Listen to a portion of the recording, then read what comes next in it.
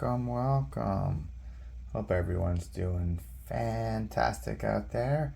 Wanted to just put together a video for you.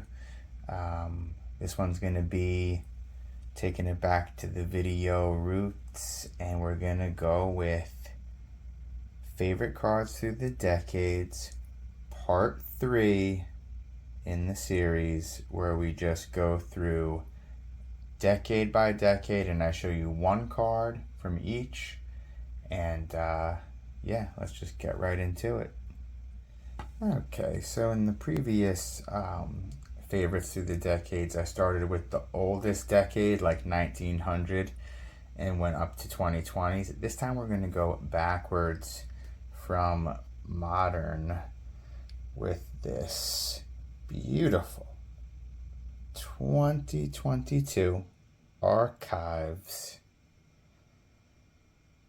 Ricky 1 of 1 Auto 89 big head, cartoon on the back, hitting every single thing I collect. Rickies, Yankees, auto, rarity. While manufactured, it still is the only one. And of course, good 2, which really just was the icing on the cake with this one. But yeah, so that is my favorite card in the 2020 decade. Now we're going to move into the 2010s, and I promise you, you're going to have to stick around to the end to see the absolute fire. But next up is 2010s, and this bad boy, shout out to Shane Shoebox and my god Double D. They did their whole Trout thing, and it made me say, I need one. I need to find one. So this was it. This was his third and most likely final MVP year, obviously. And yeah, I mean, he was a 3-time MVP, which is pretty nuts. Look at those stats, 98 of 99. Also wild that he missed MVP 3 times as a second place in voting, which is nuts. But this refractor, trying to get a good, there we go. Ooh, yeah. So yeah, this is my 2020s one. See if I can take care of that shadow a little bit. So next up, we're going into the 2000s, which is probably my lightest decade of collection. But this is the 06 52 flashback debut. Just a freaking sweet ass card of Mo. Greatest closer of all time. To me, possibly my favorite pitcher of all time. Actually, not possibly, definitely. No one brought me more joy at live Yankee games than Mariano coming out and trotting through to enter Sandman and just shitting on every batter every time. Love this one. Next up is a pretty solid switch up for you. The 1990 Hoops Mark Jackson. I know you guys probably already know what makes this sort of an iconic, interesting card. I'm trying to focus it here. But yeah, what makes this a crazy card is he's rocking the Air Revolutions, which started in 88. These shoes were before the Jordan 3, but if you look, they actually were the originator of the Jordan 3 outsoles. They straight jacked them for those. Oh yeah, and who's that back there? Menendez brothers. Post-murder, by the way. Crazy. So yeah, this was a gift from my wife. She loves all this funny kooky stuff like this. Any murderer cards will probably come my way. ID Discovery style. Oh, and this one doesn't technically count, but I gotta show this beauty. Bow Breaker, 91 score. Sick one. And now we dip into the 80s. We are flying, guys. So, you know I have a lot of love for my guy Ricky. And I think this has to be definitely one of my favorite 80s cards. The nostalgia overload of the starting lineups. I remember going to the toy store in New Jersey, looking at the starting lineups, and Ricky, of course, being the most sought after of the bunch. But this red, white, and blue, Yankees Ricky, Yankees OG logo. Come on. Definite top card of the 80s there. So for the 70s, I've got some fire here. This is something some of you may not have ever seen before. The Reggie Jackson Baltimore Orioles 1976 card. Blank back. Most folks forget he even played for the Orioles in between the A's and the Yankees. But this is a sickie. Such a sick shot of Reggie. You don't really see him in these Orioles much. But, yeah. Wonder if Mangini has this one. It's a little scarce. So, yeah, I showed my 70, but I'm allowed to have a little bonus in there. Look at this beauty. 1972 Topps Roberto Clemente, not Bob anymore. And, you know, once in a blue moon, you got to kick the quality up. So this card is so sweet. I ended up getting this in an 8, as you could see. The rare 8 for me. Oops. Haha. Nope. So that is a beauty. And then let me also, since I'm 71 Robertoing, 70ing Roberto, I'm 71ing it now. And look at that thing. Wow. Shout out to my guy Theo on that one.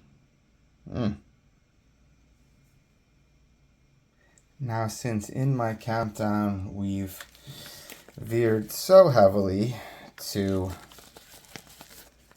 Clemente, I got this package in the mail today.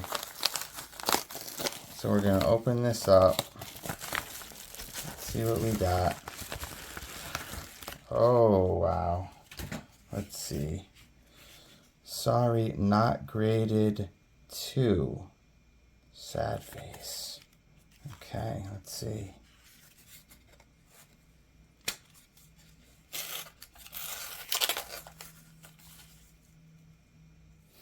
Let me just make sure Theo didn't leave a sensitive note here.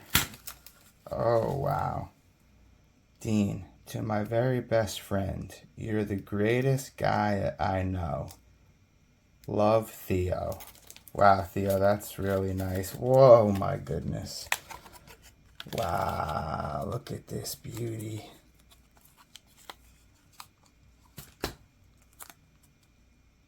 $1952 Wheaties. Hand-cut portrait. Scott original. Woo! Make sure you scan that. Take you to Scott's painting. Watch him Bob Ross this shit. Ooh, this came out really nice. I'll straighten that up in there. Whew, Theo, you the man. Good looks on this. I was actually just talking to Theo about Roberto, and just wanted to make sure he knows that I love my Robertos. And this bad boy, the 1962 stamp panel with Elston, fully intact. Two super legendary guys. Love the red background on these. Sorry about that glare again. But yeah. Blank back. Of course, it's a stamp. And then also something I've never shown before. The 1967 Roberto for Mayor Pirate sticker. Blank back as well.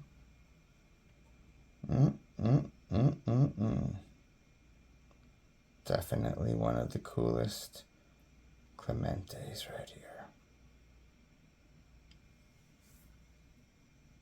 I know we veered out of the favorites through the decades countdown, but I think that was well worth it. So we'll get right back into it with this 1953 Bowman color Campy. Look at that image of our boy Roy. So fantastic. Oh man, I love this card. Definitely one of my favorite Bowman colors, which I've been getting much more fond of. Picking a few up here and there. Really love this one. That's my 50s for this one. We're just getting deeper into these classics with the 1946 Propaganda Montiel Carl Hubble. New York legend. Two-time MVP. This is a beautiful card. Love these Cuban issues. You see they're mentioning him striking out Babe Ruth, Lou Gehrig, Jimmy Fox, Al Simmons, and Joe Cronin. All consecutive in the All-Star game. That's our boy Carlito Hubeo. Whew. Really like these propagandas, these Cuban issues. See how thin it is? You can see right through it. You can see the words. Love this one for the 40s decade. And now for the 30s. This one is just one of the most fantastic looking cards ever. It is just such a cool card. The 1932 Sinella Margarine Japanese baseball card. Japanese baseball. It's a no name. They do not say who this player is. But it's widely believed to be Jiro Kuji. Some folks think it's Nobuo Kura. But I think Jiro Kuji makes more sense because he was kind of the more famous while Nobuo was kind of up and coming in 32. But crazy enough, this picture was taken in Germany. You see these German dudes looking like German pilgrims or some shit. But look at this, like from the waist down, it literally looks like a samurai. Look at that gear. Those shoes. Those are samurai slippers. But yeah, so this card is just definitely one of my favorites from the 30s. And yeah, super cool. This says, "Can't believe it's not German butter." Ouch. Now we're getting really crazy. We're in the 20s. I've never shown this card. It's one of my best cards that I own. This is the 1920 Babe Ruth W516-1 hand cut Yanks pitcher. This is the season that Babe started with the Yankees. This is definitely one of his first Yankees cards, as he's listed as a pitcher, which, as we know, he never was. He had quite the season, 54 bombs, 135 ribbies, over 500 OBP, 150 or more runs. And this actually came from an amazing collection that my dad had before he sold it off. So this is one of the most special cards in my collection and absolutely represents my favorite card of the 20s era. Blank back. Authentic, old school. Look at that old ass number. Whoo! This slab is legendary.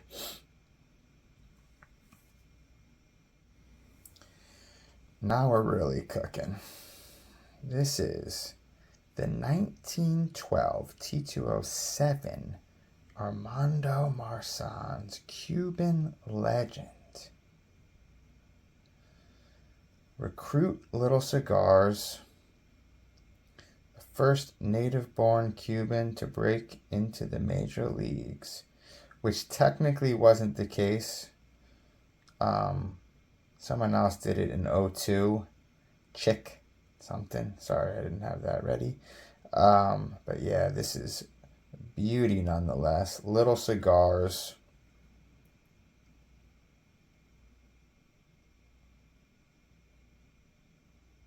Look at that. Beautiful, beautiful. Okay. Okay, guys, so we're down to it. We're down to the 1900s. 1900 decade. This is actually my daughter's, and it's not like one of those, oh, it's mine, but we'll say it's my daughter's. This is a Playing Days Ty Cobb. Literally my daughter's Playing Days Ty Cobb. Look at this. Look at this. Original Ty Cobb. Happy Halloween, Spider of my daughter's. Crazy shit, right?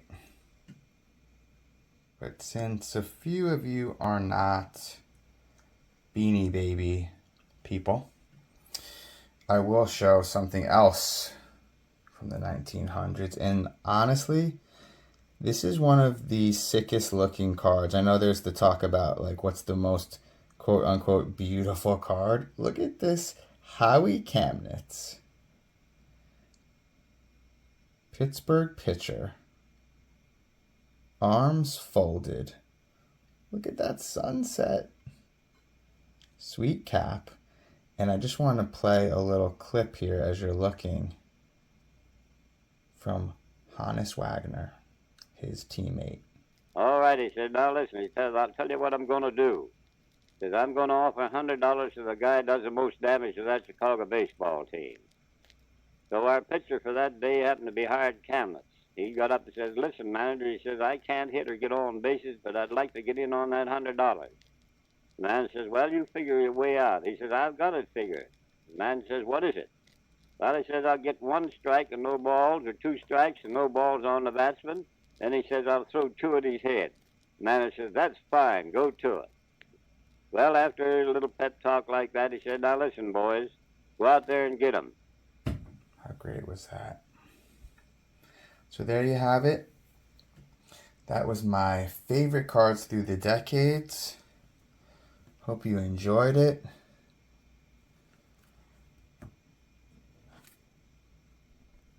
Take a look at what I got on the table.